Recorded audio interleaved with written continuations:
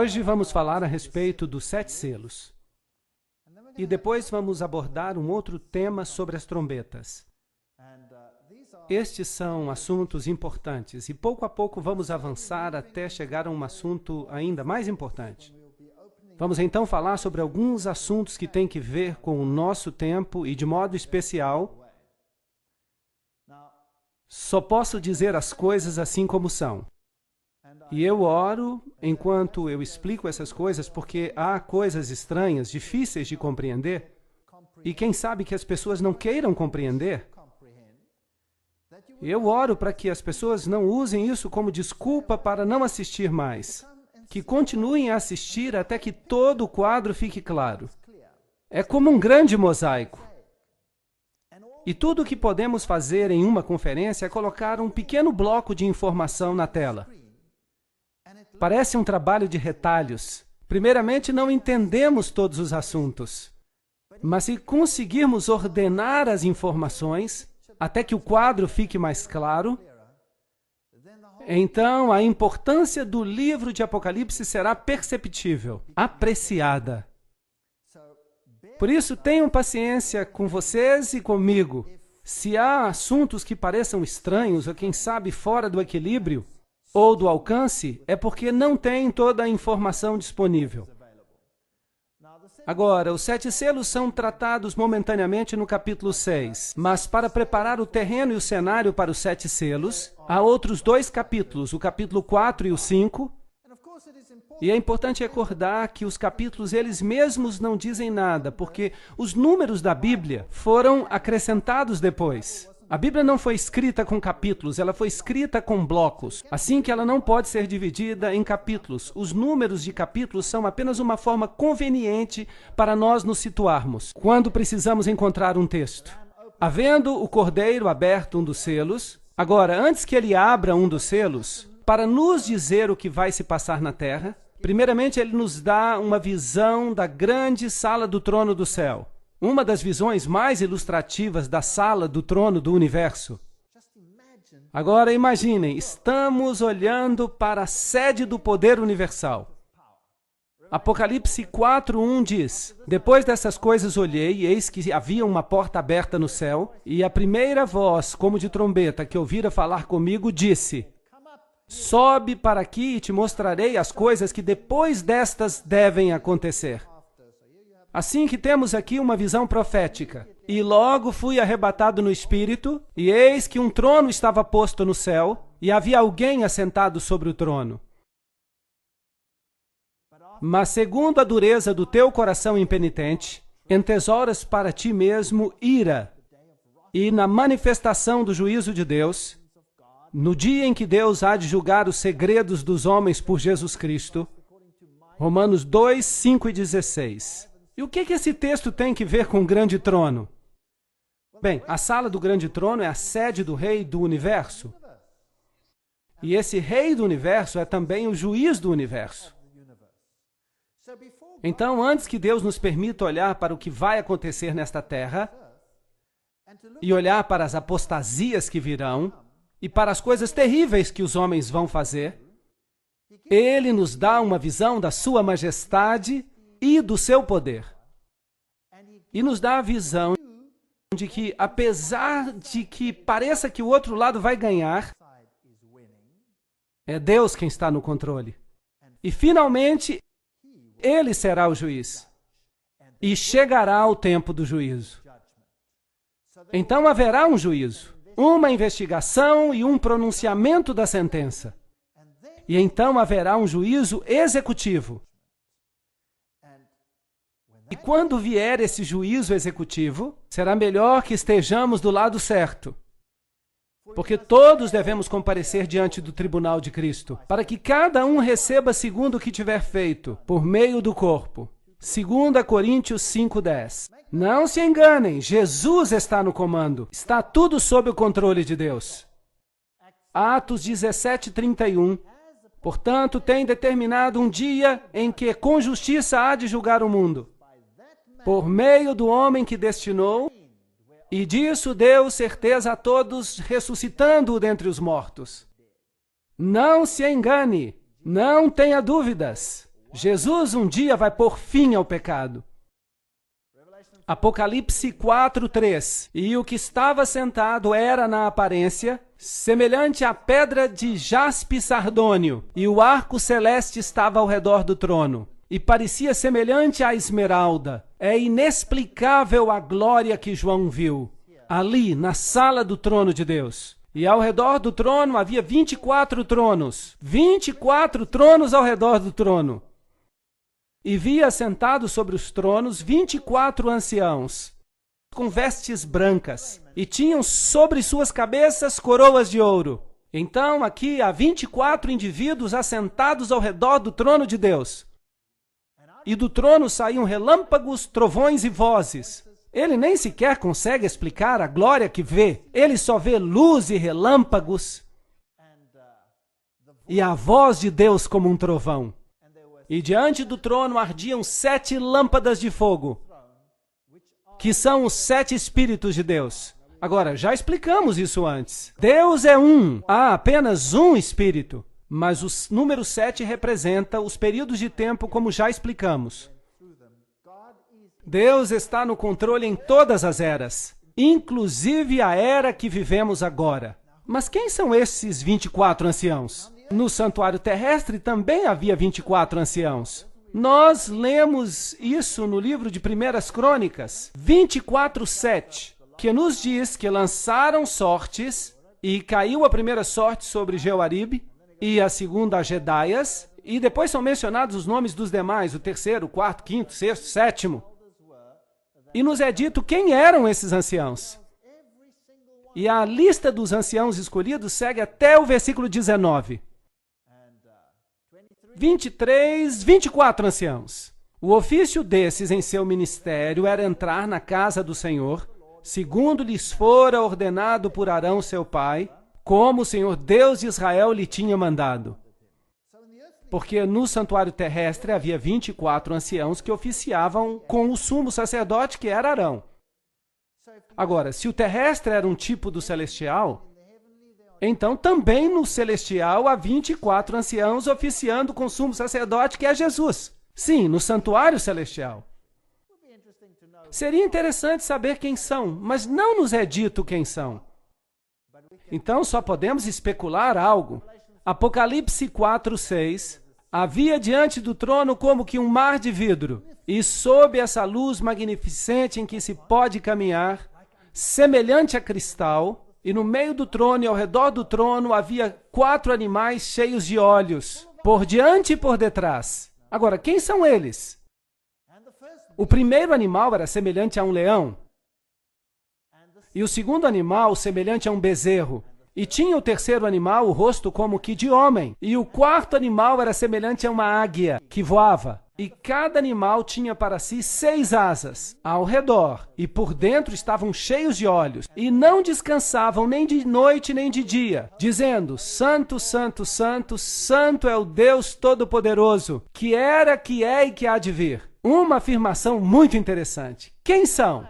Bem, em Isaías capítulo 6, versículo 2, temos uma outra afirmação que nos pode ajudar. Serafins estavam por cima dele, de Deus, cada um tinha 6 asas, com 2 cobriam seus rostos, com 2 cobriam os pés, e com as outras 2 voavam.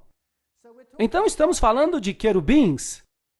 Esta é uma ordem de seres angélicos. São seres magnificentes, tão imponentes, e pareciam tão poderosos que João os descreve como bestas. E ele lhes dá os atributos de um leão, de um bezerro, de um homem e de uma águia que voa. Você percebe a reverência com que estão diante de Deus? Isso nos dá uma ideia da santidade de Deus. Agora, o que eles representam? Bem, a interpretação tradicional é que o leão representa a força, o bezerro representa a resistência, o homem a inteligência e a águia que voa a rapidez. Assim que eles podem ver todas as coisas à sua volta. Estão a par de todas as coisas e são os mais próximos de Deus. Querubins cobridores, por assim dizer. Outra interpretação é que eles refletem os atributos de Cristo. Esses atributos, como por exemplo, o leão é o símbolo da realeza. Jesus é o rei. E o bezerro representa o que serve. A vaca puxa o arado. Por assim dizer, é um símbolo do Cristo como servo. Homem, porque Jesus também tem a aparência de um homem. Porque Cristo se tornou homem por nós. Portanto, representa a humanidade de Cristo. E a águia que voa é usada nas Escrituras como um símbolo da divindade. Jesus diz: levou-o sob as suas plumas, sob as suas penas, debaixo das suas asas estará seguro. Então é um símbolo de divindade. É interessante que o ocultismo também usa esses 4 símbolos para a sua divindade. Portanto, se Satanás era um querubim protetor e agora se tornou um anjo caído, então ele quis ser como o Altíssimo, não é mesmo? E é interessante que são justamente esses os atributos que ele reclama para si mesmo. Conseguem ver? Se os símbolos de vez em quando nos assustam, se ficamos assustados com esses símbolos, lembremos que eles são tirados das Escrituras. E Satanás os falsifica para seus propósitos. Mas na sala do trono de Deus vemos o Cordeiro de Deus. Ele é o rei, ele é o servo, ele é humano, ele se tornou um homem por nós. Mas ele é divino. Esse seria o simbolismo. E quando os animais davam glória e ação de graças àquele que estava sentado sobre o trono, para todo sempre, os 24 anciãos se prostravam diante daquele que estava sentado no trono e o adoravam. Muito interessante. E ao que vive para todo sempre, lançavam as suas coroas diante dele, dizendo: digno é, Senhor, de receber glória, honra e poder, porque tu criaste todas as coisas. E por tua vontade foram criadas. Agora, a Bíblia é muito clara ao nos dizer quem é o Criador. Todas as coisas foram criadas pela palavra de Jesus Cristo. É isso que a Bíblia diz. Mas vamos falar sobre isso em outra conferência. E vi na destra do que estava sentado sobre o trono um livro escrito por dentro e por fora, selado com 7 selos. Apocalipse 5:1. E vi um anjo forte bradando com grande voz: quem é digno de abrir o livro e desatar os seus selos? E ninguém no céu, porque há algumas pessoas no céu, seres humanos, nem na terra, nem debaixo da terra, assim que nenhuma pessoa morta pode abrir, mesmo que tenham sido pessoas boas, como Abraão, o rei Davi ou Adão. Ninguém está à altura de abrir o livro, nem sequer de olhar para dentro dele. Então, quem eram essas pessoas que ele viu no céu? Sim, os querubins podemos entender, eram anjos. Quanto aos 24 anciãos, a Bíblia diz que quando Jesus ressuscitou dos mortos, as tumbas foram abertas, não é certo? E as primícias se levantaram dos mortos. E a Bíblia diz que quando ele entrou no céu, quando ele ascendeu aos céus, ele levou cativo o cativeiro. Não é certo? Portanto, as pessoas que foram redimidas ao longo dos séculos ressurgiram dos mortos naquele momento e foram com Jesus para o céu. A Bíblia nos diz que há alguns indivíduos no céu. O Enoque, por exemplo, ele foi trasladado sem ver a morte. Foi levado para o céu. Não é assim? Elias, como representante daqueles que seriam trasladados depois do dilúvio, também foi levado em um redemoinho, com uma carruagem até o céu.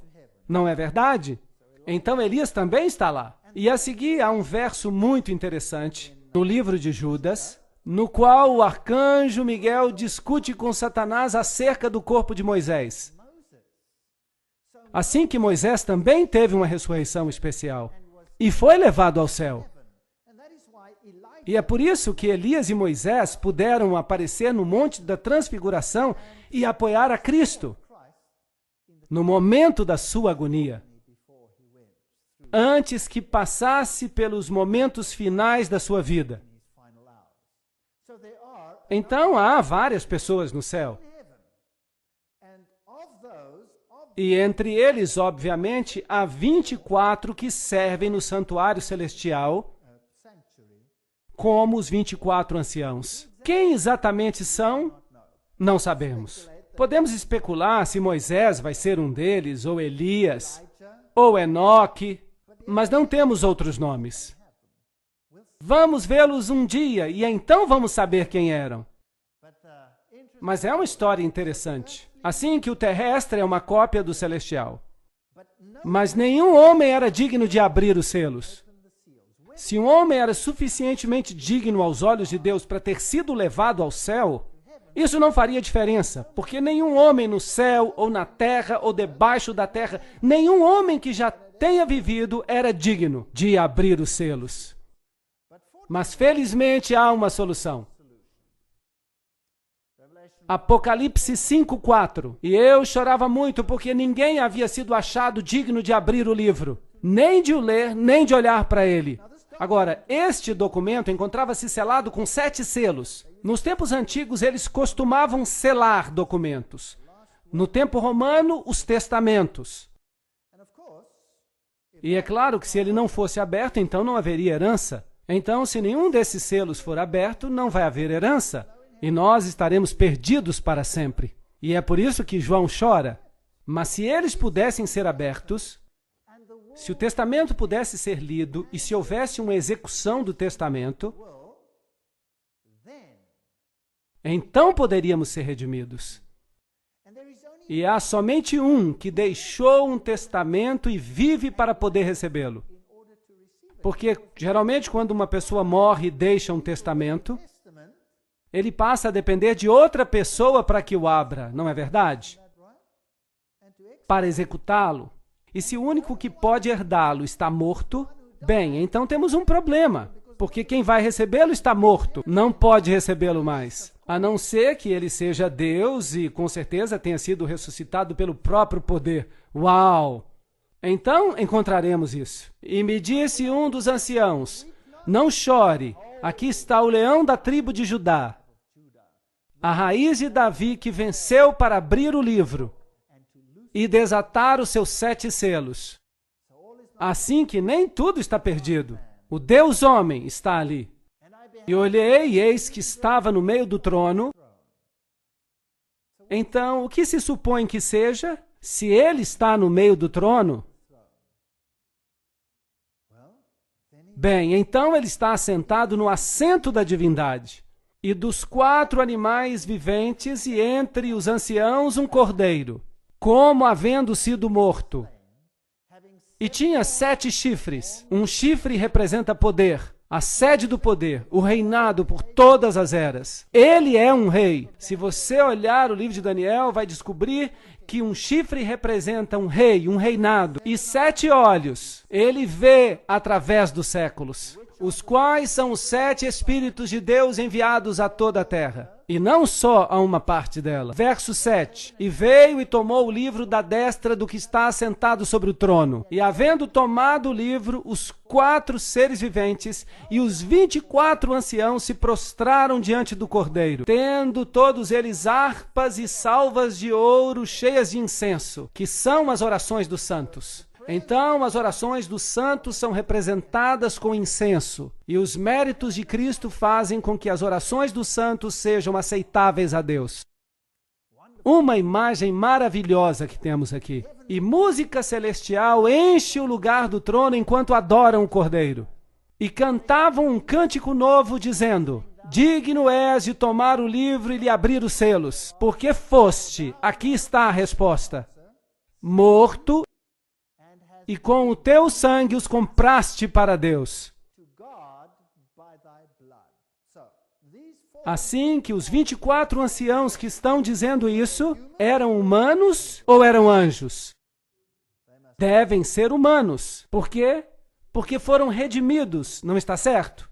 Assim que sabemos que há seres humanos nos céus, neste momento, que foram redimidos, eles estão no céu porque para lá subiram no traslado das primícias, como dissemos antes. E há 3 pessoas que a Bíblia menciona por nome que foram trasladados, ou que tiveram uma ressurreição especial. Por isso nos redimiste, porque foste morto e com o teu sangue nos compraste para Deus, homens de toda tribo, língua, nação e povo. Isso desfaz todo tipo de exclusividade. Há alguns que creem que a salvação hoje é por nascimento.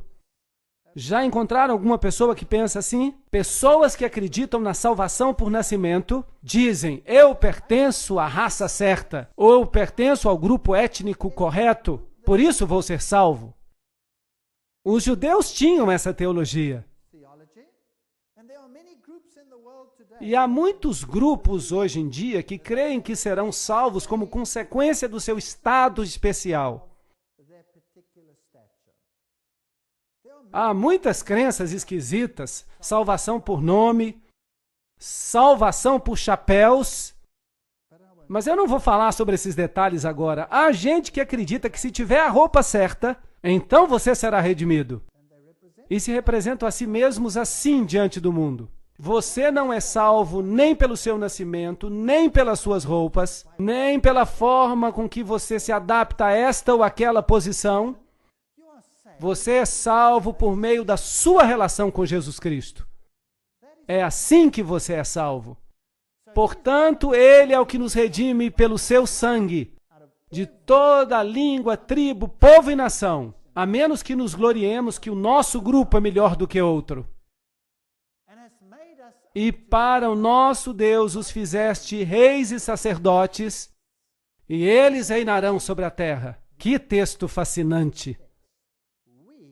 Nós reinaremos sobre a terra. E olhei e ouvi a voz de muitos anjos ao redor do trono, e dos animais e dos anciãos, e o seu número eram milhões de milhões. Então estamos falando de milhões, de milhares, que olhavam para o Cordeiro e diziam: digno é o Cordeiro que foi morto, de receber riquezas e sabedoria, força, honra, glória e ação de graças. Então temos essa visão inacreditável da cena do céu, que nos mostra que vai haver uma vitória final. E será de quem? De Jesus Cristo.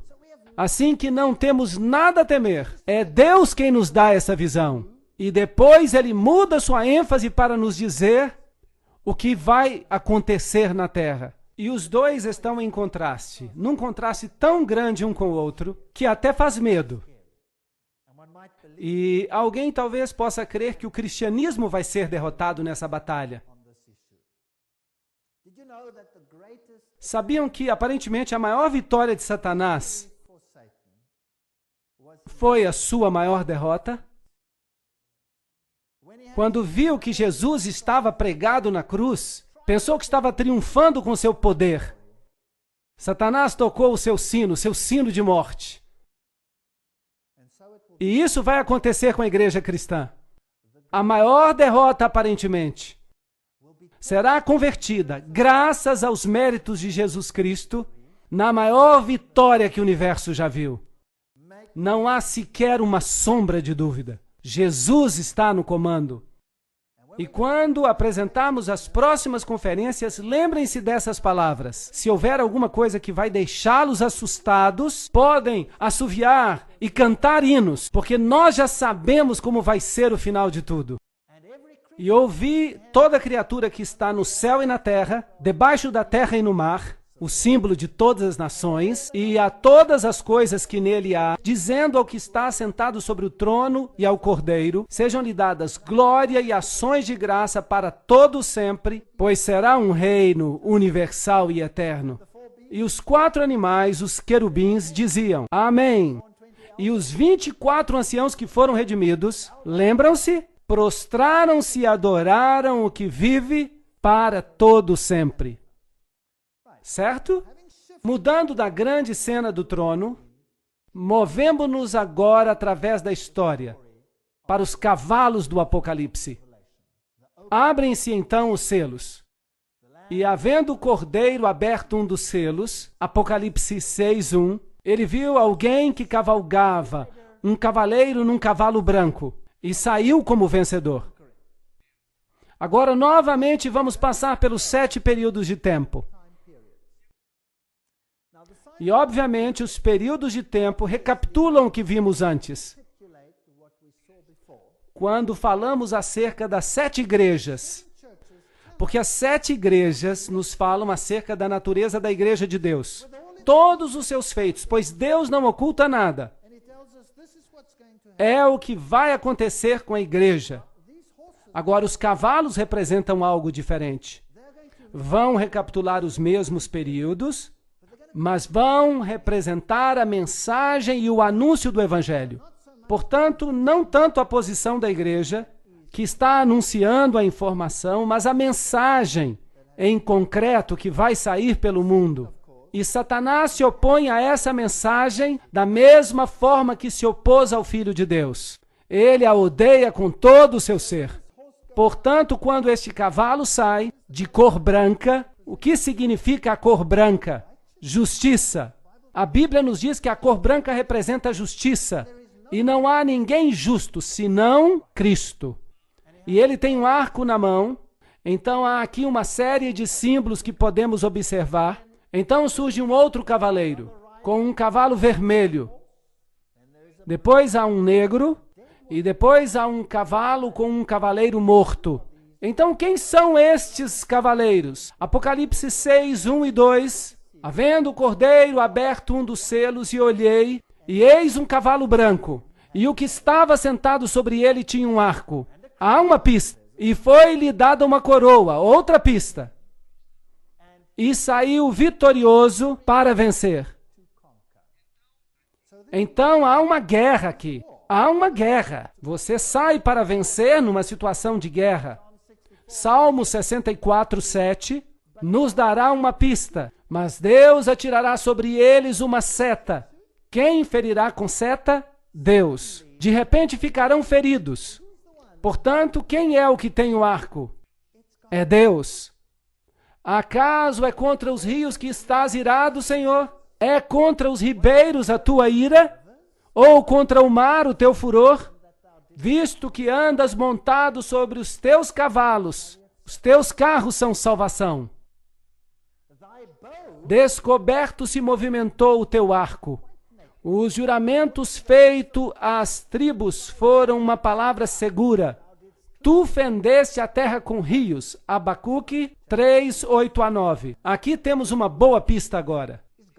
Será que Deus está preocupado em conquistar o planeta em termos de pensamentos terrestres? Não. Esta é uma mensagem, é a palavra de Deus. E a seta é o que está sendo disparado com o Evangelho no coração. E a primeira mensagem que saiu quando Jesus começou a sua igreja era a mensagem da salvação por meio de Jesus Cristo. E saiu com poder e pureza, porque Deus tinha limpo por si mesmo um povo que estava disposto a representar a justiça e a verdade, a igreja primitiva. Então, o porta-voz do evangelho que saiu era inadulterado. Todos sabiam que Jesus Cristo era o Senhor. Só Ele podia salvar. Só por meio do seu sangue somos redimidos. Essa foi a mensagem levada ao mundo, anunciando o Evangelho. Por isso é uma fé que conquista. O branco representa uma fé pura. Uma mulher vestida de branco em Apocalipse representa a verdade em sua pureza.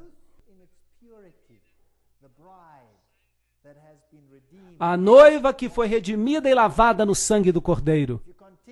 Se na verdade permanecerdes fundados e firmes na fé, e não vos moverdes da esperança do Evangelho, que temos ouvido, o qual foi pregado a toda criatura que há debaixo do céu.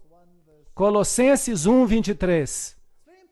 É muito importante aceitar essa mensagem e estar ancorado na rocha, de maneira que não se possa ser movido. Então, se fizermos isso, estaremos estabelecidos na verdade. E para estar estabelecido na verdade e não ser movido, precisamos conhecer a palavra de Deus. É necessário comê-la. Isso significa incorporá-la, agir em conformidade com ela. Veremos que para sermos bem estabelecidos na verdade, para não sermos movidos, há algo importante sobre o que vamos falar em outro momento.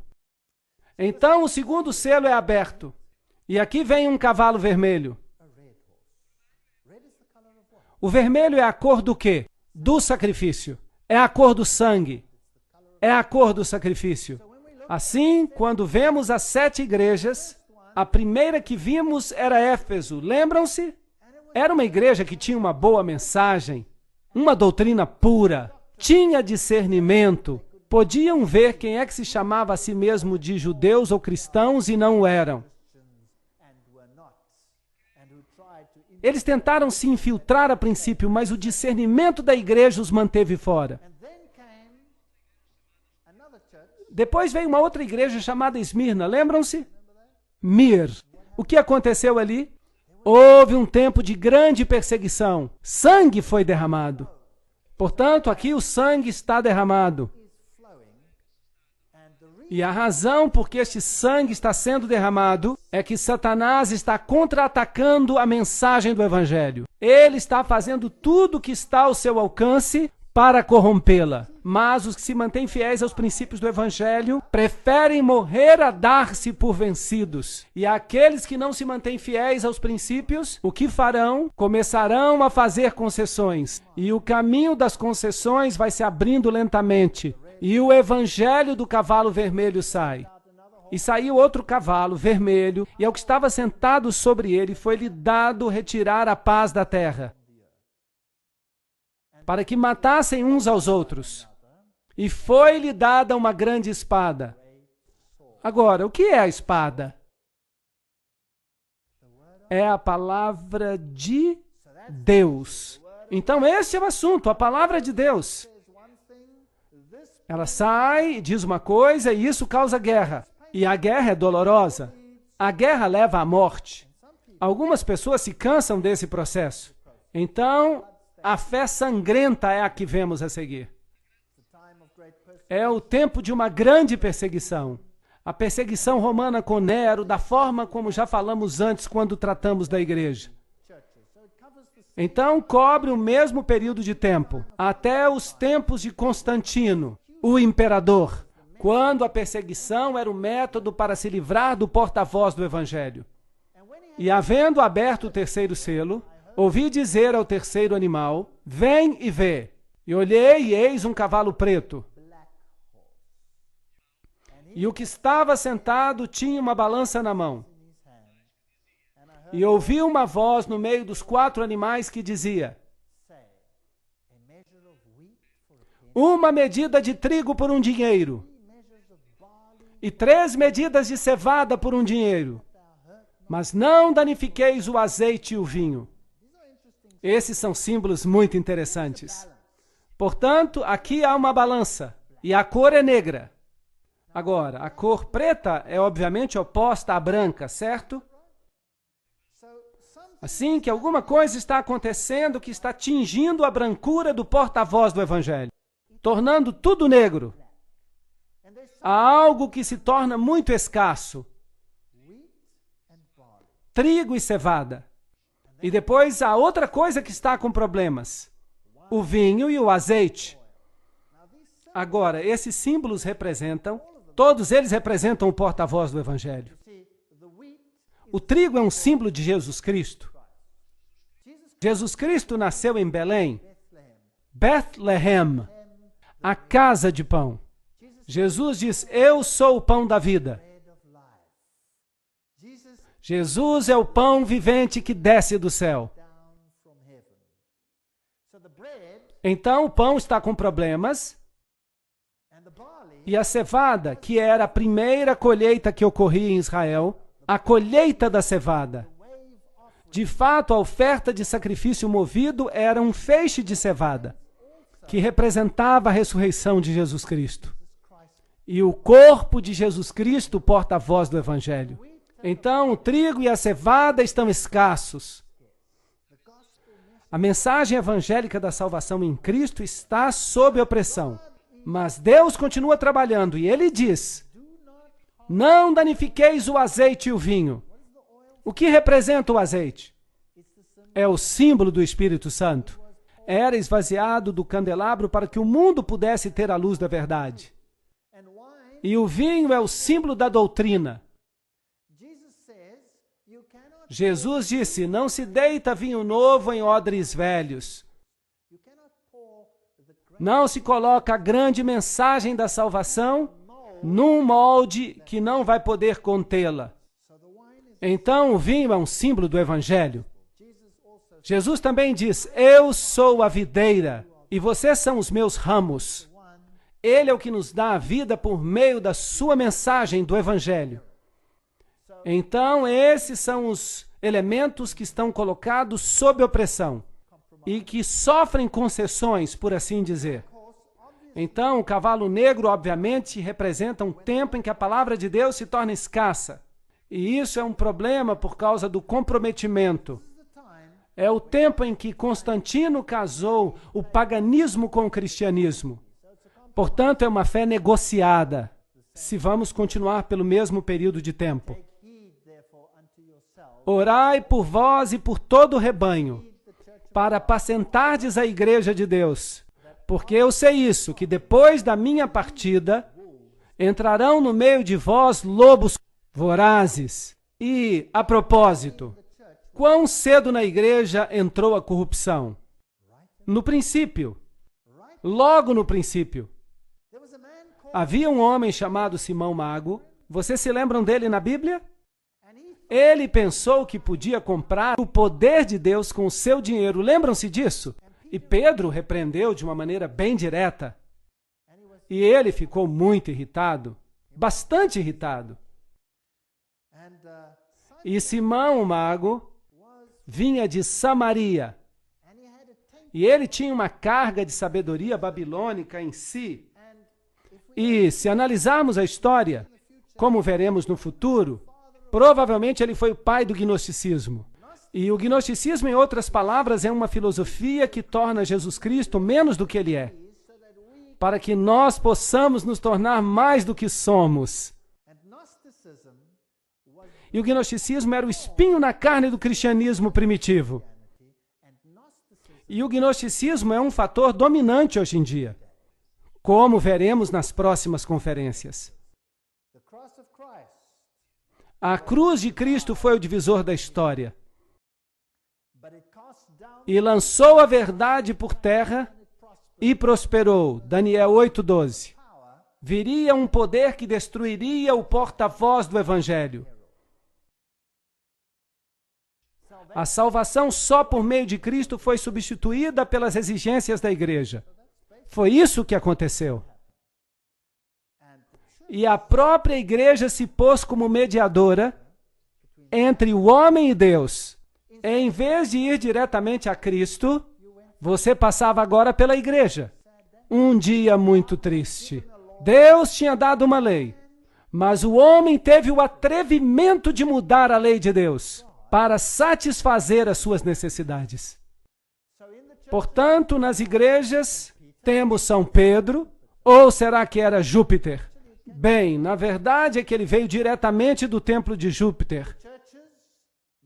E Maria se converteu em uma mediatrix, uma mediadora. E a igreja ensina que ninguém pode ser salvo a não ser pelos méritos de Maria. Isso é muito estranho. Essas doutrinas chegaram e elas eram uma mistura entre o cristianismo e o paganismo. A Bíblia claramente declara: debaixo dos céus nenhum outro nome há, dado entre os homens, pelo qual devemos ser salvos, exceto pelo nome de Jesus Cristo. Não há outro nome. Assim que todos os outros mediadores que ingressaram na igreja, como os pagãos tinham muitos deuses, eles desenvolveram muitos santos. E então você poderia, se você tivesse algum problema na vida e não tivesse méritos suficientes, salvação por obras, então para poder entrar no céu, você podia receber um empréstimo dos méritos excessivos daqueles que haviam morrido antes. Essa é uma doutrina da igreja da Idade Média. Essa é uma doutrina ainda respeitada. Posso, por assim dizer, tomar emprestado uma grande porção de mérito dos santos que morreram antes de mim, para aumentar a reserva dos meus próprios méritos. Será que isso é bíblico? Ou será que temos que nos apresentar individualmente diante de Deus no juízo, dando conta do que fizemos na carne? Sim ou não? Sim, é claro. É por isso que criaram todos esses santos. E como consequência, os santos se tornaram especialistas. E essa especialização é a mesma que vem do paganismo. Um Deus se especializar em cuidar de uma coisa, por exemplo, de uma viagem. Outro Deus está especializado em cuidar de necessidades financeiras. Então, havia vários deuses. E é por isso que hoje em dia, se alguém quer viajar, é bom ter São Cristóvão consigo, porque quem sabe, talvez ele possa ajudá-lo. Então, essa é uma igreja de concessões. Mas com Jesus Cristo não pode haver nenhum tipo de concessão. Ou ele é o Senhor dos senhores e o Rei dos reis, ou ele não é. E essa é uma decisão que temos que tomar. Enquanto vamos para a próxima parte da história dos cavaleiros em Apocalipse, chegamos a um cavalo pálido. Ele representa a morte. Assim que, obviamente, há uma mudança progressiva nesse tempo, quando o porta-voz do Evangelho se torna negro, conhecida como uma negociação da morte, o Evangelho morreu. A Bíblia diz claramente: não farás para ti imagem de escultura, nem nenhuma semelhança do que há em cima nos céus, ou embaixo na terra, ou nas águas que há na terra. Não te encurvarás a elas, nem as servirás. Êxodo 20, 4 e 5. Um texto problemático dos 10 mandamentos. E que tal então removê-lo e atirá-lo ao lixo? Bem, se você prestar atenção no catecismo atual, você verá que esse mandamento foi removido para abrir caminho para as práticas religiosas que se haviam introduzido na igreja. Constantino é o primeiro que mais destacadamente começou a emitir leis que restringiam a consciência do homem. Assim que, em vez de escutar e aceitar a palavra de Deus e tomar decisões baseadas na palavra de Deus, o homem começa a criar leis que falam sobre esse assunto. E Constantino foi o primeiro a fazer uma lei sobre o dia de descanso. Por exemplo, durante esse século de negociação, o dia do sol do paganismo substituiu o sábado bíblico. Um desenvolvimento muito interessante aconteceu aqui. A igreja primitiva guardava o sábado, mas havia duas regiões na igreja primitiva onde o sábado não era guardado. Uma era em Alexandria, onde havia uma escola muito liberal que mais tarde deu lugar ao gnosticismo e às suas bases. E a outra era em Roma. E nessas duas áreas estava o bastão da adoração do sol. É interessante que quando Alexandria foi destruída, a transferência de poder foi feita para Roma. E finalmente se espalhou para o mundo inteiro. E então, durante esse período de negociação, o dia do sol substituiu o sábado da Bíblia. Somos informados por Eusébio, a propósito, era o bispo que estava ativo no período de Constantino, que Constantino, para recomendar a nova religião aos pagãos, ele integrou ao cristianismo os enfeites exteriores que passaram a ser incorporados nas práticas cristãs. Desenvolvimento da doutrina cristã, página 362. Começaram a fazer concessões sobre esses assuntos. Arturo Pestana diz que as moedas de Constantino levavam sobre um lado as letras do nome de Cristo e do outro lado a figura do Deus Sol. Como se Constantino não se atrevesse a renunciar o patrocínio do brilhante luminário. Nome interessante, luminário. Hoje também existem pessoas que se consideram a si mesmas luminários, os iluminados. E existe também uma organização que se chama Illuminati. Nós vamos tratar desse assunto depois, quando avançarmos. Assim que há aqui uma negociação, uma concessão que ocorre.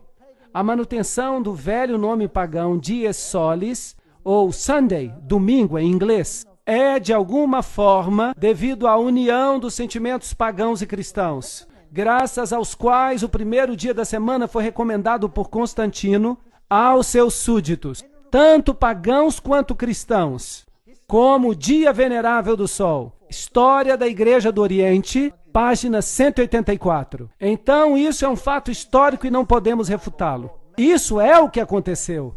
Porque em 6 dias, diz a Bíblia, fez o Senhor os céus e a terra, o mar e tudo que neles há. Inacreditável. Esta frase está sob forte ataque hoje em dia no mundo científico. Não é verdade?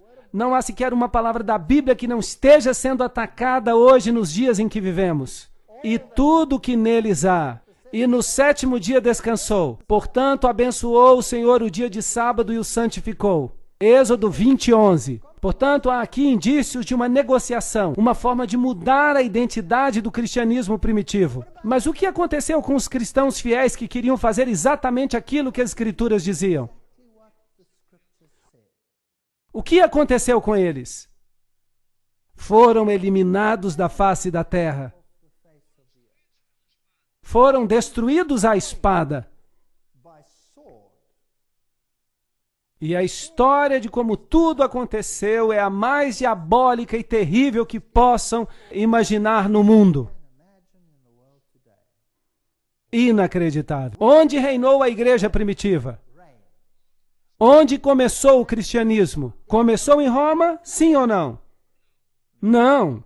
Começou em Jerusalém. Foi ali onde tudo começou. É ali que o cristianismo tem a sua sede. Dali se espalhou para o Oriente Médio. Onde é que Paulo fez a maioria das suas pregações? Ele foi a Roma para morrer. Mas onde é que ele estabeleceu a maior parte das igrejas? Na Ásia Menor. Foi ali que ele pregou. E foi dali que a igreja cresceu. A igreja cresceu por toda esta região. Esta região que inclui o Iraque, o Irã, Paquistão, até chegar à Índia. É isso que a Bíblia diz. E no Egito, até o norte da África, foi ali o berço do cristianismo. E hoje o cristianismo foi eliminado do seu lugar de origem e foi substituído por uma religião inteiramente diferente que nega Cristo e a sua divindade. É um pensamento interessante. Vamos voltar a isso mais tarde. E abençoou Deus o 7º dia e o santificou, porque nele descansou de toda a sua obra que criara. A Enciclopédia Católica nos diz: a igreja, depois que mudou o dia de descanso do sábado judeu ou o 7º dia da semana para o primeiro, fez com que o 3º mandamento se referisse ao domingo como dia de guarda, santo, o dia do Senhor. Enciclopédia Católica, volume 4, página 153. Bem, por que o 3º mandamento? Por que não o 4º, como estava na Bíblia? Porque eles haviam removido o 2º mandamento que dizia: não farás para ti ídolos. Agora, fazer isso não é manipular a palavra de Deus? Não é reescrever a Escritura? Com certeza. Assim como não apenas tiraram de Deus a sua autoridade, porque ele diz: lembra-te do 7º dia, porque eu sou o teu Criador. Eu te fiz. Tiraram essa autoridade e disseram: não, eu é que vou decidir quando é que vais fazer. Eu sou a nova autoridade na tua vida. Portanto, isso não é uma questão de dias, é uma questão de autoridade. Quem tem autoridade? O que faz a lei é que tem autoridade. O que muda a lei é quem tem mais autoridade do que aquele que veio antes. Estou certo ou errado? Então há aqui um poder que diz que tem mais autoridade do que Deus. É uma questão de autoridade. Não se metam com Deus. Os sacerdotes violentam a minha lei e profanam as minhas coisas santas, não fazem diferença entre o santo e o profano, nem discernem o impuro do puro, e dos meus sábados escondem os seus olhos, e assim sou profanado no meio deles. Ezequiel 22, 26. Esta é uma declaração muito interessante. Então eles profanam o sábado, não fazem diferença entre o limpo e o imundo. Espere aí. Por acaso ensinam hoje que não há diferença, que não há nenhuma diferença? Será que isso é correto? Olhem, se vocês observarem a Nova Versão Internacional, ela diz que Jesus declarou que todas as coisas agora são limpas. Então, a Nova Versão Internacional diz, mas a antiga versão inglesa, a King James, não diz isso. Vamos analisar esse assunto mais tarde, porque é complicado fazê-lo agora. Assim, o cavalo negro representa esse tempo de negociação, de concessão. As coisas estão mudando, e quando chegamos a 538 depois de Cristo, há um decreto que um certo poder, isto é, o bispo de Roma, tem poder para se tornar o corretor dos hereges. Isso significa que ele se tornou a autoridade sobre a consciência do homem. Interessante, não? Não era Deus, o homem assumiu a sua posição. E uma vez que o homem usurpa a autoridade de Deus, então o evangelho está morto. Porque a minha Bíblia diz que não há outro nome pelo qual você possa ser salvo, e a minha Bíblia diz que não há outro nome, que não há outro mediador, exceto Jesus Cristo, o homem. E a minha Bíblia também diz que se alguém pecar, temos um advogado. E esse advogado é Jesus Cristo. Mas agora, nós temos aqui um outro advogado. Temos que ir a uma outra parte para encontrar perdão. E há alguém aqui que diz o que é certo e o que é errado. E isso vai contra a palavra de Deus. Isto é problemático. E havendo aberto o quarto selo, olhei e eis um cavalo amarelo, e o que estava sentado sobre ele tinha por nome Morte, e o inferno seguia. O Hades, a tumba. Essa é uma história triste de como a mensagem do Evangelho da Salvação foi levado ao ponto da morte. E foi-lhe dado o poder para matar a quarta parte da terra. Portanto, esse poder tira o porta-voz do Evangelho e controla uma quarta parte da terra. Agora, esse é um ponto muito importante.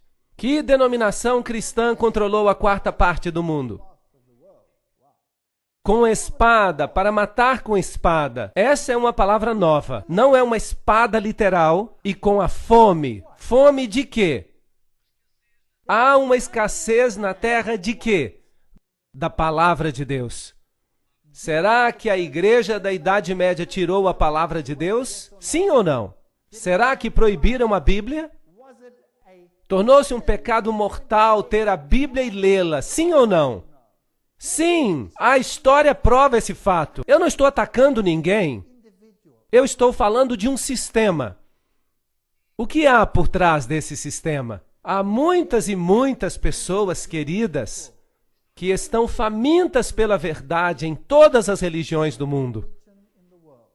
E creio que muitas delas, Deus as reconhece como suas, porque elas estão vivendo segundo a luz que receberam. Assim, não devemos julgar as pessoas. Estamos falando aqui de um sistema, e é um sistema muito, muito triste. Meu pai queria ser um sacerdote católico romano. Ele era um católico muito fervoroso. Eu fui criado como católico romano até me tornar ateu. Mas voltei a ser católico outra vez. E quando descobri a Bíblia, percebi que havia ali muitos assuntos que não eram bíblicos. E tive que fazer uma escolha. E creio que cada pessoa tem que chegar a esse ponto. Temos que tomar uma decisão entre ser preenchidos pela água da cisterna feita por homens ou a água da cisterna de Deus. E com pestes e feras da terra. Como é que esse poder matava? Ele matava com espada, essa espada é literal, a espada que fez. Matava com a fome da palavra de Deus, matava com bestas, feras. Uma besta em Daniel é um reino. As 4 bestas são os 4 reinos que se levantarão da terra. Daniel, capítulo 7. Então matava também com poderes políticos. Por acaso a igreja da Idade Média fez isso? Sim ou não? Com certeza. Tomemos o caso dos valdenses, que foram destruídos da face da terra. O mesmo com os albigenses na França. A primeira aliança entre a Europa e Roma foi com os francos. Clovis tornou-se o imperador campeão desta causa, e qualquer oposição foi aniquilada. E o evangelho morreu. O homem tomou a posição de Deus. Portanto, os novos cristãos, em seus pensamentos e hábitos, eram iguaizinhos aos pagãos. A sua entrega à igreja não acabou com o paganismo. Pelo contrário, massas de pagãos se batizaram. Isso significa que o paganismo estava sendo diluído na nova energia moral do cristianismo, que foi neutralizado até o ponto da impotência. Séculos da cristandade, uma história concisa, página 58. A história atesta esses fatos. E, infelizmente, não posso mudar isso. Não fui eu que inventei isso. Só estou dizendo que fala o livro de Apocalipse sobre esses assuntos. A fé havia morrido. E o formalismo tomou o lugar da fé simples. A confiança em Deus, no Espírito de Deus. Sabiam? Quando eu era católico, eu me sentava na igreja e sabia que, de acordo com os ensinos, a hóstia ficava no tabernáculo, no sacrário, e ela era Deus. E eu podia orar a ela. E eu ficava sentado ali dizendo: por que não me respondes? Por que não posso trazer os meus problemas a ti, falar contigo como a um amigo? Tudo isso é ritual. Se você quer se comunicar com Deus, tinha que dizer 10 Ave-Marias, 10 Pai Nossos, 10 Ave-Marias, um Pai Nosso, e rezar através de todo o rosário e fazer no fim uma confissão de fé. E se não conseguir alcançar a graça, faça tudo de novo. Outra vez, mais uma vez. E quanto mais você fizer, melhor. Isso é comunicação com alguém? É assim que você falaria com alguém que o ama? Sabem, o homem tem uma fome de se comunicar com Deus. O homem tem fome de tocar e sentir a mão de Deus. Mas foi roubado dessa beleza, da simplicidade de se comunicar com Deus. Orar não é trazer Deus até nós. Orar é ser elevado até Deus. Isso não é maravilhoso? O sentido de ser elevado. Não somos deixados aqui embaixo com todos os problemas do mundo, sem solução, quando Deus se encontra ao alcance de uma oração. Sim, nós podemos lhe dizer: Senhor, eu tenho um problema. Posso me aproximar de ti? Tenho certeza que o Senhor se inclinaria e ouviria cada palavra que nos preocupa. Podemos levar os problemas grandes e os problemas pequenos diretamente a Deus. Não precisamos de ninguém mais. Esta é uma verdade linda. E quando a descobrimos, não importa o quão glorioso e pomposo o resto seja. Sem amor não há nada. O que diz Salomão? Prefere viver no canto de um eirado? Ou é melhor ter uma casa cheia de sobras de repolho, uma casa cheia de boa comida, sem amor? Não faz sentido. É preferível ser pobre e ter amor do que ter todas as riquezas e estar com tristeza. Não há nada demais em ser rico. Deus abençoa alguns ricos também. Mas é o amor ao dinheiro que é a raiz de todos os males. Se o amor ficar de fora, então temos um problema. Então, uma união da igreja e do Estado ocorreu. Os governos receberam autorização de impor doutrinas. O cristianismo se tornou uma religião estabelecida no Império Romano e tomou o lugar do paganismo. O cristianismo, como ele existiu na Idade Média, podia ser definido como um paganismo batizado. História do século II, capítulo 2, seção 7. Essas são declarações feitas pelas próprias igrejas. Elas mesmas disseram que o Deus Pan não estava morto, mas batizado. Então, o paganismo governa o mundo hoje em dia. E há uma elevação do sacerdote humano. É a coisa mais diabólica que já aconteceu na história da raça humana. Sabiam disso? Alguns homens foram escolhidos para controlar a consciência dos outros. Temos o mesmo problema ainda hoje. Alguns creem que porque estudaram teologia, têm o direito de controlar a consciência. Alô? Cada um de nós é responsável por si mesmo diante de Deus. A Bíblia não ensina nada disso, a não ser que se mude a Bíblia.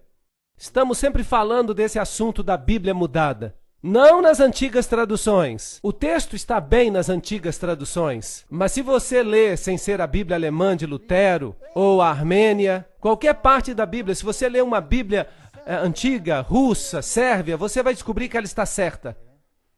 Mas há um problema com as Bíblias mais recentes. Há uma ascensão do sacerdócio sobre as pessoas em geral. Não há isso na Bíblia. Mas a vereda do justo é como a luz da aurora, que vai brilhando mais e mais até ser dia perfeito. Provérbios 4:18. Portanto, a luz da verdade penetraria nessa escuridão. Deus não permitiria que esse evangelho morresse.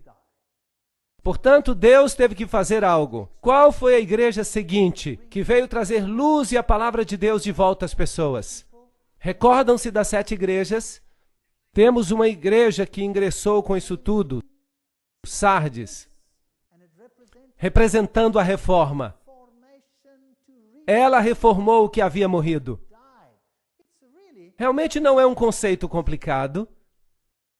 E havendo aberto o 5º selo, vi debaixo do altar as almas dos que foram mortos, por amor à palavra de Deus e por amor ao testemunho que deram. E clamaram com grande voz, dizendo: Até quando, verdadeiro e santo dominador, não julgas e vingas o nosso sangue e dos que habitam sobre a terra? Agora, será que essas são almas literais debaixo do altar? Então haveria muita gente nesse lugar. Ou será que isso é o sangue de todos os santos que está a clamar a Deus? Quando vais fazer alguma coisa em relação a isso? Eu acho que esta é a imagem que está sendo dada aqui. Sim, aqueles que morreram pela fé, todos aqueles que foram destruídos, mas criam, clamavam a Deus. E foram dadas a cada um compridas vestes brancas, e lhes foi dito que as usassem, por um pouco de tempo, até que se completasse o número de seus conservos e seus irmãos que também haviam de ser mortos como eles.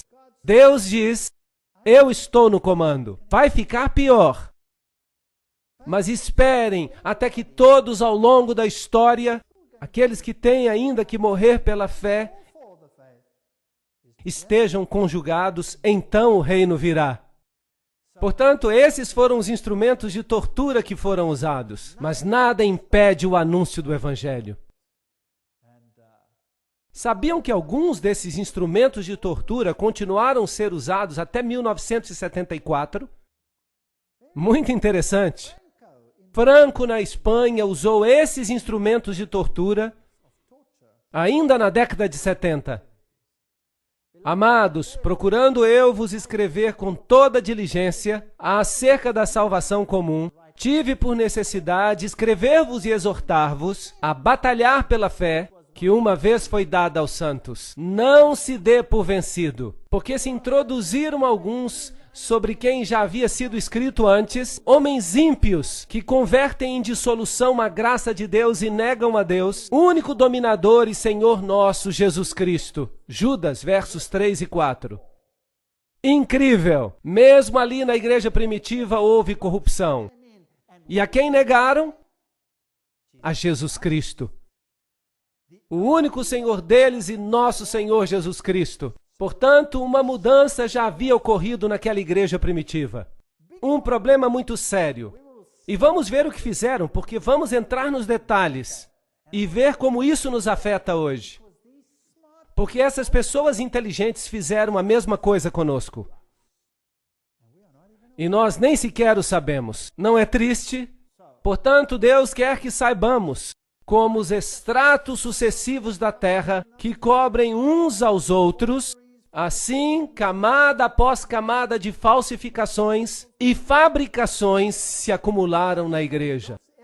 Não somente doutrinas falsas que elevavam o homem acima da divindade, mas também manuscritos falsos que corrompiam a palavra de Deus.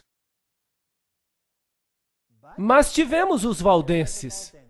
E de onde conseguiam seus manuscritos? Eles conseguiram da igreja da Síria, desde o berço do cristianismo. Não os conseguiram de Roma. Eles permaneceram com as escrituras através dos séculos.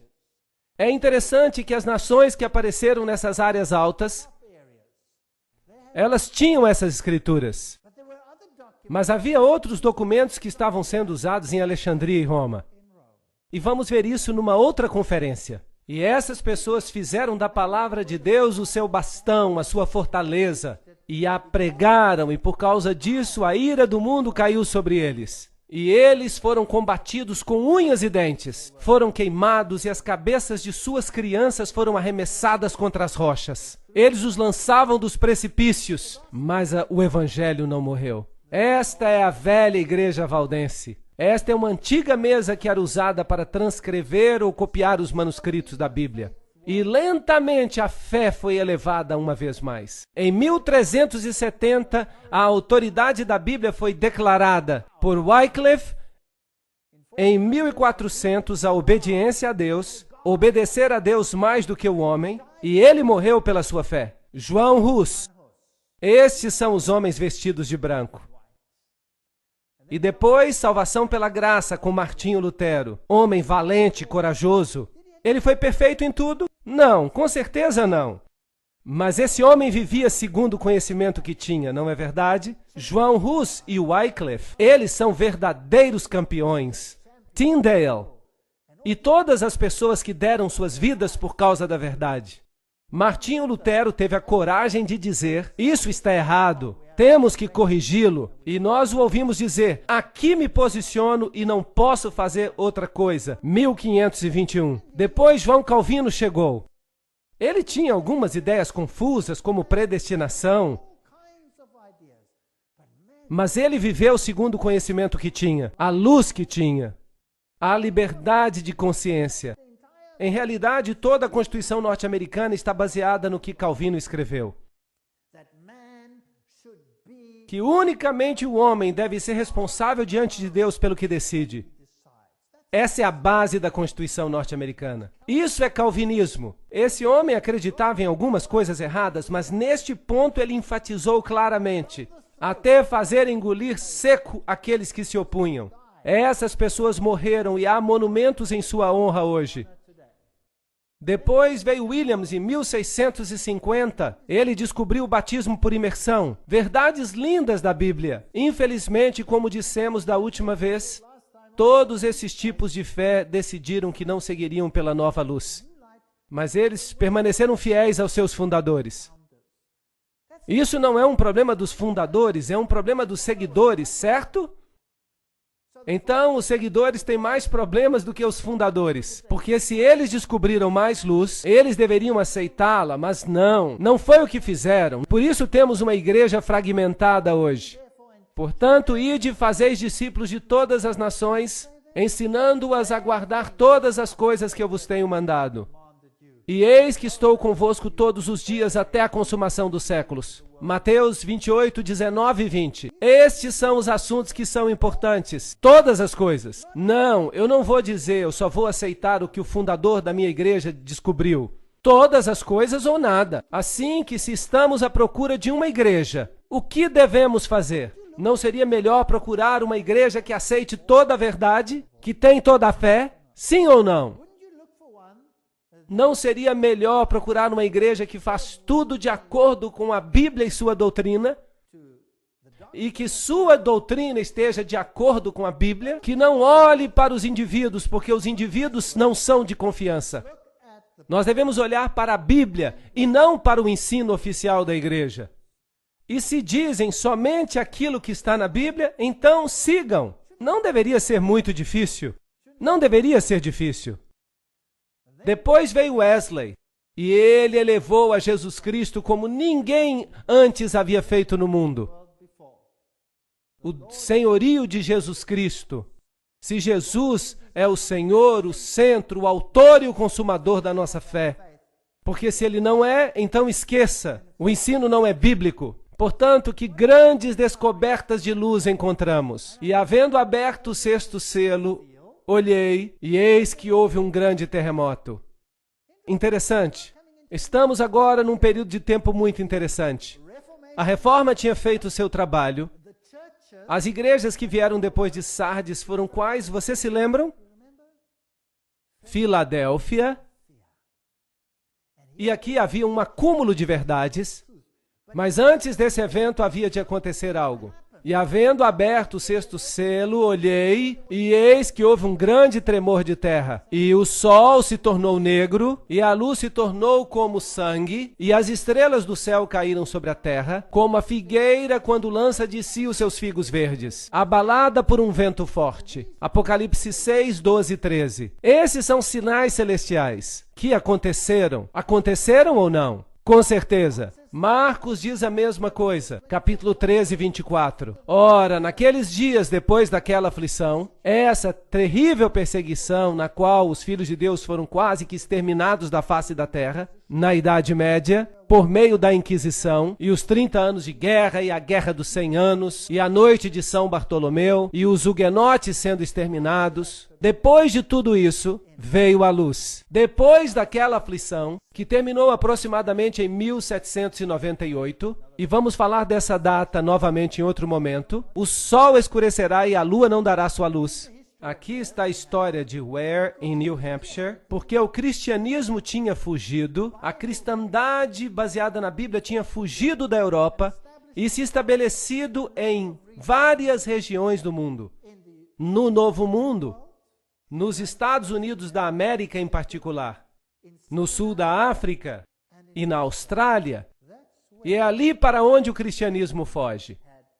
É interessante ver o que está acontecendo nessas regiões do mundo hoje em dia.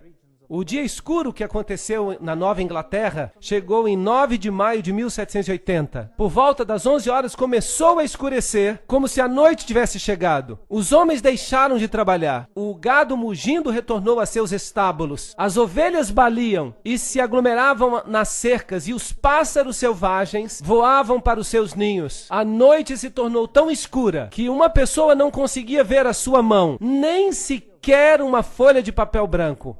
A história de Ware, New Hampshire, 1735 e 1888. O jornal A Crônica Independente, de 1780, diz que durante todo o tempo uma penumbra de melancolia assombrou a face da terra. Não obstante, havia uma lua como lua cheia, e a propósito estava como sangue. Nenhum objeto se divisava claramente. Havia uma escuridão egípcia, impregnável nos olhos. Os grandes e inumeráveis eventos, a legislatura de Connecticut estava em sessão, mas desistiram por causa da escuridão, assim que pararam a reunião. E Herschel, o grande astrônomo, admite que o dia escuro de 19 de maio de 1780 é algo que a astronomia não pode explicar, cientificamente falando. Mas ali estava, no seu tempo. Depois, em 3 de novembro de 1933, houve uma chuva incrível no céu, com 200 mil meteoros por hora.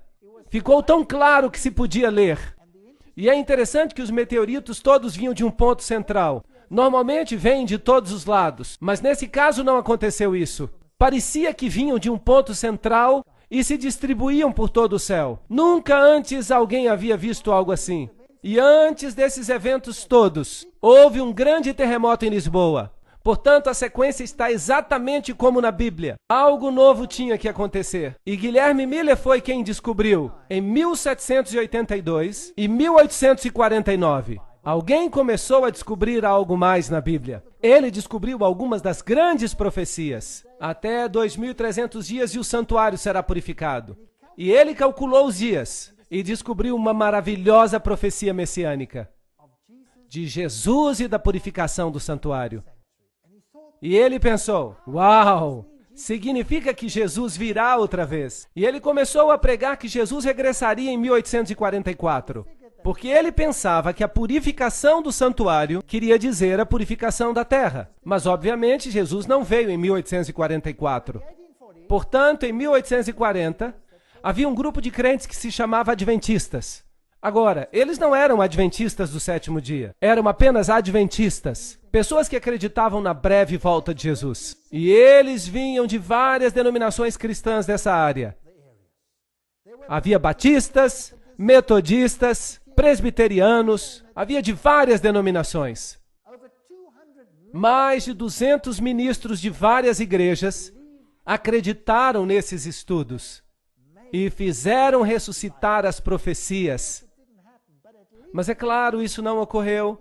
Pelo menos não ocorreu aquilo que esperavam, a segunda vinda de Cristo.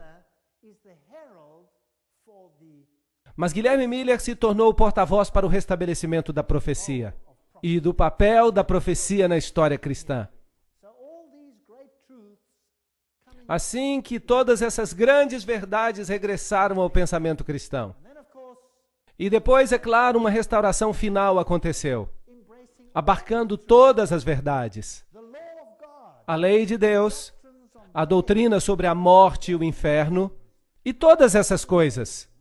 Como devemos viver, quais são os parâmetros que Deus requer de nós. Todas essas coisas começaram a ser restauradas, porque certamente Deus não terminaria esse processo sem que a luz resplandecesse sobre o seu povo, para abrir todas as verdades que tinham estado perdidas. A verdade tinha que ser restaurada. E depois Cristo viria. Jesus disse: se me amais, guardareis os meus mandamentos. João 14:15. Aquele que diz que me ama e não guarda os meus mandamentos é o quê? Mentiroso. E a verdade não está nele. Não é por acaso que existem tantos grupos que dizem que os mandamentos foram abolidos. Existem ou não? Sim, que foram cravados na cruz. Mas Jesus diz que a lei nunca passará. Os céus e a terra hão de passar, mas nem um jota nem um tio será removido da lei, até que todas as coisas sejam cumpridas. Certamente que o senso comum tem que saber que se as pessoas guardassem a lei de Deus, todos poderíamos nos desfazer de nossas chaves. E todos os jovens, senhoras e mulheres, poderiam caminhar até nas ruas mais escuras deste mundo, sem medo, se todos guardassem a lei de Deus, não é verdade? Portanto, se a lei de Deus vai ser um assunto no final dos tempos, depois que esse sistema teve o descaramento de mudá-la. Incrível! Dizer que são maiores e mais poderosos do que Deus. Mas eles em vão me honram, ensinando doutrinas que são preceitos dos homens. Mateus 15:9. Quando o homem se eleva a si mesmo a uma posição acima de Deus, então saiba que Deus vai agir. E chamar-te-ão reparador de brechas e restaurador de veredas, se desviares o teu pé do sábado e de fazer a tua vontade no meu dia, e se chamares o sábado deleitoso e santo dia do Senhor, digno de honra, haveria uma restauração de brechas, dos muros, o muro que deveria nos proteger do mal. A lei não foi feita para restringir-nos, ela foi feita para nos proteger, como um pai de amor e uma mãe que colocam os seus braços ao redor dos seus filhos, fazendo regras para os proteger. Era para chamarmos o sábado de uma delícia, não uma carga. Os judeus tinham feito do sábado uma carga. Eles colocaram uma série de restrições sobre o sábado. Era um fardo guardá-lo. Quem podia ser feliz se não tinha permissão nem para caminhar, visitar os seus entes queridos? Assim que foi necessária uma restauração do espírito da lei e da fé na palavra de Deus. O Apocalipse de João nos revela todas essas coisas, assim como elas se desdobrariam. E vi outro anjo voar no meio do céu e tinha o evangelho eterno para o proclamar aos que habitam na terra e a toda nação e tribo e língua e povo, dizendo com grande voz: temei a Deus e dai-lhe glória, porque é vinda a hora do seu juízo. E adorai aquele que fez o céu e a terra e o mar e as fontes das águas. Apocalipse 14, 6 e 7. O evangelho eterno, tinha que ser restaurado. Os judeus se apoiavam na obediência à lei. E eles crucificaram a Jesus na cruz. E os cristãos se apoiam nos méritos de Jesus e o fincam e a sua lei na cruz. Os dois lados estão vendo só uma parte do assunto, correto? A lei e o evangelho andam juntos. Se você quer escolher a Jesus como seu Salvador, tem que se preparar para aceitá-lo como seu rei, certo? E um rei é um regente. E um regente, como o nome diz, tem regras, sim ou não? Sim. E o que há de tão difícil em amar a Jesus? O suficiente para guardar os seus mandamentos. Não é assim tão difícil. Se eu amo minha esposa com todo o meu coração e com toda a minha alma, eu vou querer outra? Claro que não. E se eu penso nas consequências que eu poderia causar, a dor e o sofrimento, valeria a pena? Eu creio que não. O mesmo se passa com Deus. Se eu amo a Deus de todo o coração e de toda a alma, vou querer servir a Ele ou ao outro? Não, não vou servir a outro, porque os outros são inúteis, não podem me salvar, não podem fazer nada por mim. Ainda que por um motivo egoísta, é melhor ficar com Deus, porque a lei faz sentido então. Portanto, há aqui uma mensagem que diz: Deus é o Senhor, mas o que ensina ao mundo? Que você é o produto da evolução, que veio de uma rocha. É isso que eles dizem. Sim. A terra se dissolveu e então foram surgindo os materiais dos quais a vida evoluiu espontaneamente. Então você veio de uma rocha. Eu creio que vim de uma rocha, mas da rocha eterna. Há outras ovelhas que não são deste aprisco. Também me convém abrigar a estas, e elas ouvirão a minha voz. E haverá um só rebanho e um só pastor.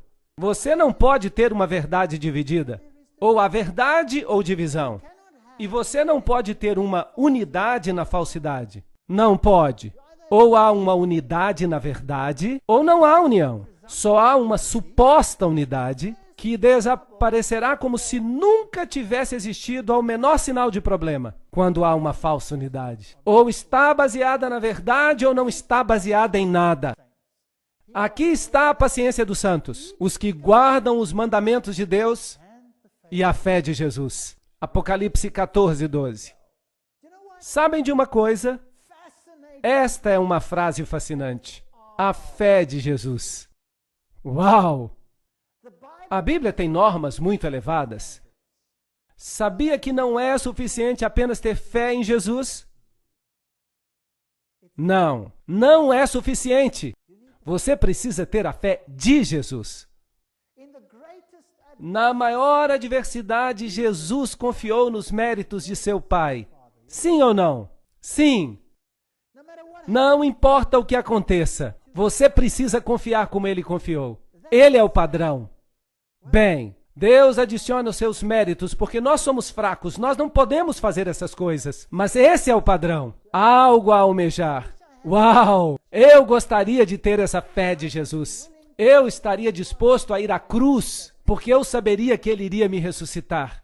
E que eu seria dele eternamente. Poderia morrer, não importa o que acontecesse. Jesus tinha essa fé e precisamos ter esse tipo de fé. Mas quantas pessoas têm esse tipo de fé hoje em dia? Os padrões da Bíblia são altos, são muito elevados. E a mensagem sai ao mundo que Jesus Cristo é o Senhor. Estamos perto deste ponto. E o céu retirou-se como um livro que se enrola, e todos os montes e ilhas foram removidos dos seus lugares. Estudamos todos os selos. Estamos justamente entre o sexto e o sétimo selo. O que vai acontecer a seguir quando for aberto o último selo? Então o testamento de Deus será aberto e o reino será dado ao Senhor. Isso significa que Jesus tem o controle do planeta e Ele virá outra vez. Passamos pela história. Somos as últimas pessoas, os últimos nesta grande mensagem.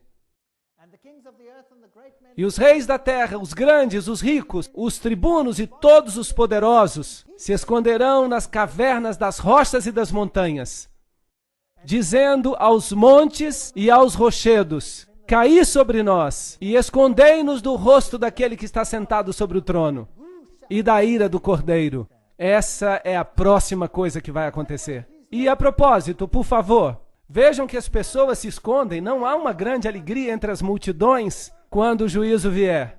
Você terá que estar de pé. Não seremos todos salvos, você precisa tomar uma decisão agora. E depois segue o capítulo 7, que é um capítulo parentético, e nos diz quem será capaz de estar de pé.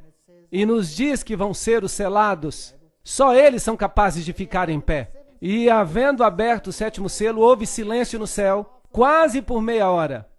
Bem, se você considerar que isso é um tempo profético, é mais ou menos uma semana, ou precisamente uma semana. Portanto, a pergunta é: que silêncio é esse? Creio que o céu está vazio porque Cristo e seus anjos estão aqui embaixo para buscar os redimidos. Cristo virá novamente com poder e glória. Ou estamos arraigados nele ou não. Esta é uma escolha que temos que fazer.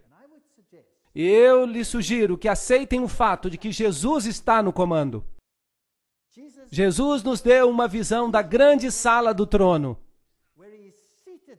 onde está sentado no trono do poder. E é Ele quem tem autoridade para abrir os selos, para receber um reino. E podemos fazer parte dele, mas podemos recusá-lo. A minha oração é que todos aceitemos a salvação, porque Ele é o único nome dado entre os homens pelo qual podemos ser salvos. Amém.